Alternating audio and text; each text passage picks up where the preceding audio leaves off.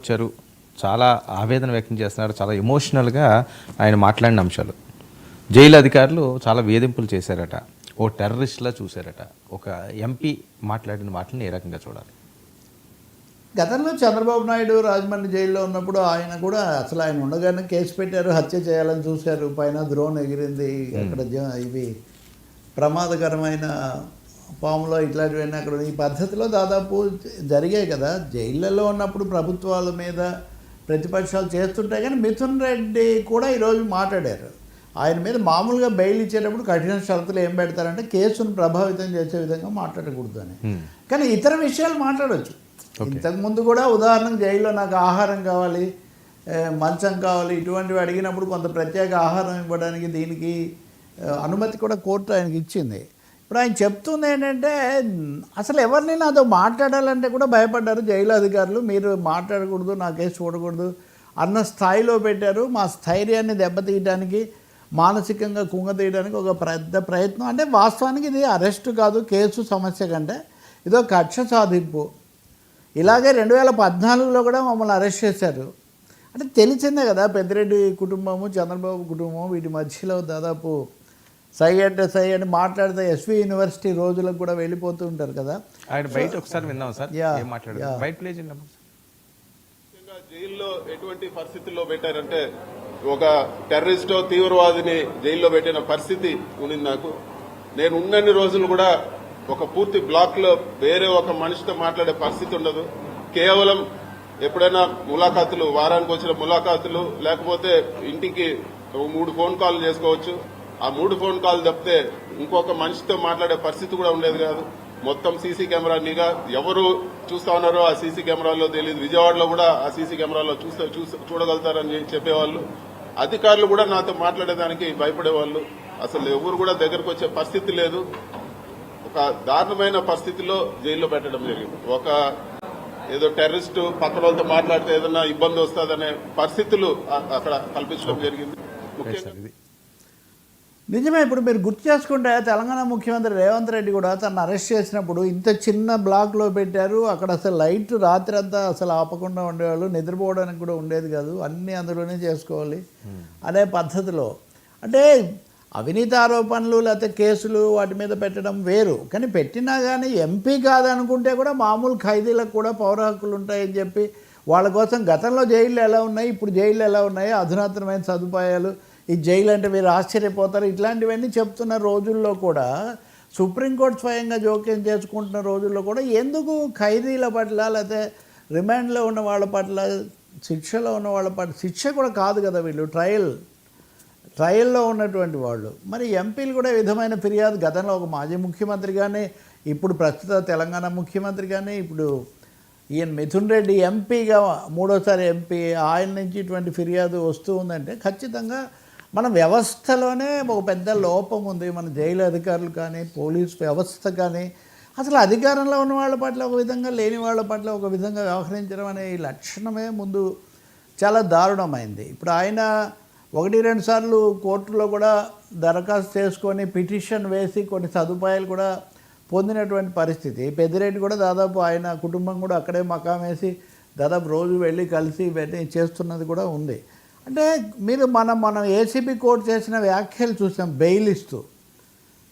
ఈయన మీద చాలా ఆరోపణలు చేశారు, కానీ వీటిని ఆపడానికి, బెయిల్ ఇవ్వకుండా నిరాకరించడానికి కావాల్సిన ఆధారాలేమో మీరు చూపించలేకపోతున్నారంటే లిక్కర్ కేసు మీద బయట సాగుతున్నటువంటి రాజకీయ ప్రచారము, దాని మీద మీడియా కథనాలు, మీడియా హైప్కు ప్రాక్టికల్గా న్యాయ వ్యవస్థానాల్లో జరుగుతున్న దానికి పోలిక లేదు. అది చాలన్నట్టుగా జైళ్ళల్లో కూడా ఈ విధంగా చేశారంటే, నేను మిథున్ గురించే చెప్పట్లేదు, మిథున్ రెడ్డి కావచ్చు, గతంలో చంద్రబాబు కావచ్చు, ఇంకా ముందు రేవంత్ రెడ్డి కావచ్చు, ఖైదీలు అయినంత మాత్రాన, లేదా జైల్లోకి వచ్చినంత మాత్రాన, ప్రత్యర్థులు అయినంత మాత్రాన వాళ్ళ పట్ల చాలా విపరీతంగా ప్రవర్తించాల్సినటువంటి అవసరం ఎంత మాత్రం లేదు. బహుశా ఆయన ఇది కోర్టు ముందు కూడా ఉంది కాబట్టి అనేక విషయాల్లో కోర్టులు, ఇప్పుడు ఉదాహరణకు మన సవీందర్ రెడ్డి అనే వైసీపీ ఆయన ఆ కేసు సిబిఐకి అప్పగించాలని హైకోర్టు చెప్పింది.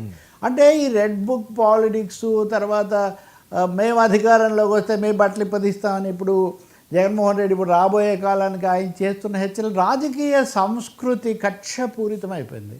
ఈ కక్షపూరితమైన రాజకీయ సంస్కృతి నుంచి మనం బయటికి రావాల్సిన అవసరం ఉంది. గెలుస్తారు, ఓడిపోతారు, వీళ్ళు ఉంటే వాళ్ళ మీద కేసులు, ఎవరి మీద వాళ్ళు కేసులు పెట్టుకోరు, అంతవరకు ఖాయం కదా. అవతల వాళ్ళ మీద ప్రత్యర్థుల మీద కేసులు పెడతారు. ప్రత్యర్థులు తప్పులు, వీళ్ళ ఒకరి గోత్రాలు ఒకరికి తెలుసు. వర్మ ఆ కాంట్రాక్టర్లు వాళ్ళే ఉంటారు, కార్పొరేట్లు వాళ్ళే ఉంటారు, పెట్టుబడి పెట్టేవాళ్ళు వాళ్ళే ఉంటారు, మీడియాధిపతులు వాళ్ళే ఉంటారు. వ్యవస్థే మారదు కదా, పాలక వ్యవస్థ మారుతుంది, మొత్తం ఆర్థిక వ్యవస్థ, ఈ వ్యవస్థలు ఏం మారవు. కాబట్టి మిథున్ రెడ్డి ఎంపీగా చేస్తున్న ఫిర్యాదులు ఆయన నిజానికి అధికారికంగా వ్యక్తిగత స్థాయిలో ఆయన ఇవన్నీ కూడా చెప్పవచ్చు. వాటిని గురించి పరిశీలించడం, ఇలాంటి ఫిర్యాదులకు గురి కాకుండా చూసుకోవడం మనకు చాలా మంచిది. ఇప్పుడు వెంటనే నా కింద కామెంట్స్ పెడతారు, ఇప్పుడు కూడా ఇప్పటికే పెడుతుండొచ్చు, ఏమని అప్పుడు ఏమయ్యారు, ఇప్పుడే సార్ అప్పుడు కూడా ఖండించాం, ఇప్పుడు కూడా ఖండిస్తాం, రేపు కూడా ఖండిస్తాం. ప్రజాస్వామికవాదులము, ప్రజల తరఫున మాట్లాడేవాళ్ళం, చేసేదేంటి? ఎవరి పట్లైనా మీరు చట్టం ప్రకారం వెళ్ళండి, రాజ్యాంగం ప్రకారం చేయండి, కానీ రాజకీయ కక్షల ప్రకారం మీరు వెళ్ళకండి. ఎవరు ఏం చేసుకున్నారు? 16 నెలలు జైల్లో ఉన్న జగన్మోహన్ రెడ్డి బయటకు వచ్చి ముఖ్యమంత్రి అయ్యాడు. 59 రోజులు జైల్లో ఉన్న చంద్రబాబు నాయుడు బయటకు వచ్చి మళ్ళీ 4వ ముఖ్యమంత్రి అయ్యారు. అసలు చాలా యువ నాయకుడు, లెక్కలోనే లేడని కేసీఆర్ గారు భావించిన రేవంత్ రెడ్డి గారు అన్ని కేసులు తట్టుకొని వచ్చి ఆయన ముఖ్యమంత్రి అయ్యారు. కాబట్టి వ్యవస్థ అనేది, రాజ్యాంగం అనేది చట్ట ప్రకారము లేకపోతే న్యాయస్థానాలు చెప్పే ప్రకారం నడుస్తూ ఉంటుంది. ఖచ్చితంగా మిథున్ రెడ్డి విషయంలో అంటే ఇంత అటెన్షన్ ఉన్నా, ఎన్నిసార్లు కోర్టులు జోక్యం చేసుకుంటున్నా, మీడియాలో ఇదే అవుతున్నా కానీ ఏం మార్పు రావట్లేదంటే అది మటుకు సరైనది కాదు. నేను అనుకునేది ఐఏఎస్లు, ఐపీఎస్లు, ముఖ్యంగా ఈ జైళ్ళలో చూసేవాళ్ళు, ఇటువంటి వాళ్ళు కూడా వాళ్ళ నిబంధనల్ని ఖచ్చితంగా పాటించడం చాలా అవసరం. ఇప్పుడు మా నాన్న ఉన్నాడు, నేను ఐ థింక్ 4వ తరగతి 5వ తరగతి ఉన్నప్పుడు ఆయన అరెస్ట్ చేశారు డిఫెన్స్ ఆఫ్ ఇండియా రూల్స్ కింద. ఆయన 2 ఏళ్ళ దాకా జైల్లో ఉన్నారు. మా నాన్న కమ్యూనిస్ట్ నాయకుడు. ఆయన బయటకు వచ్చాక మీరు జైల్లో ఉంటేనే మేము బాగా చదువుకునేవాళ్ళం, జైల్లో ఉంటే వాళ్ళని పొలిటికల్ డిటెన్యూస్ అనుకోండి, వాళ్ళని క్రిమినల్ కేసులో వెళ్ళలేదు, ఎందుకు వెళ్ళినా సరే. అంటే జైల్లోనే నేను చెప్తుంది, ఆయన కూడా రాజమండ్రి జైల్లోనే ఉన్నారు. 1967 నాటి సంగతి నేను చెప్తున్నాను. కాబట్టి నేరాలు, అవినీతి ఆరోపణలు నిర్ధారణ జరిగే వరకు కూడా వాళ్ళను మామూలుగానే చూడాల్సిందే. శ్రీశ్రీ శరశ్చంద్రిక అని రాస్తాడు. శరశ్చంద్రికలో చంద్రుడితో మాట్లాడతాడనమాట. ఇలా వచ్చావేం వెన్నెలా, ఎలా వర్ణించానని. చివరకు ఆసుపత్రుల్లోకి నీ కిరణాలను పంపించి వ్యాధిగ్రస్తుల పాలిపోయిన కపోలాలను స్పృశించడం మర్చిపోకు, జైలు గోడలను దాటి కూడా ఒక్కొక్కసారి వెళ్ళు, నేరాలు చేశారు నిజమే, అందుకని అలక్ష్యంగా చూడకే అంటాడు. Whether it is big leader, ఇది ఎప్పుడు రాశాడు ఆయన? 60sలో. ఈ రాజకీయాలు ఏం తెలియక ముందు. సో రాజ్యాంగబద్ధంగా చేయండి, వెంటనే ఖండనలు వస్తాయి.